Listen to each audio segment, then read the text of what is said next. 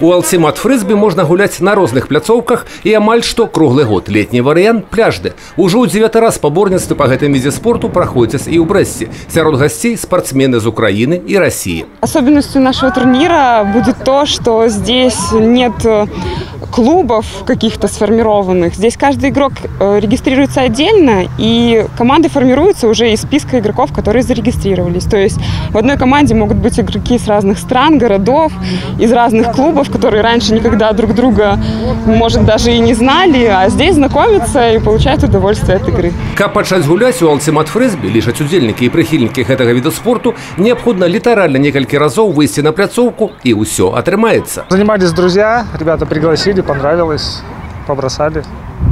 Это же спорт, это как душа ляжет. Удовольствие, в первую очередь удовольствие. Если заниматься профессионально, то как любой профессиональный вид спорта дает здоровье, силы, уверенности в себе. От плюс 5 лет и до 95. Старше нельзя и младше еще, к сожалению, нет. Нужно быть хорошим, добрым человеком, и этот спорт больше эмоционален, чем профессиональный у нас на территории Республики Беларусь. Калі гаварыць о папулярнасці Алцемат фрызбі на сённяшні дзень, то яна даволі вялікая сярод тых, хто захапляецца гэтым відам спорту, але пакуль што не настолькі, каб гаварыць аб масавым захапленні. І тут арганізатарам ёсць над чым працаваць, а сам від спорту даволі цікавы и развивающий. Данный вид спорта не является мейнстримом, это не футбол, о нем не все слышали, и, наверное, это привлекает некоторых игроков, то, что он такой особенный.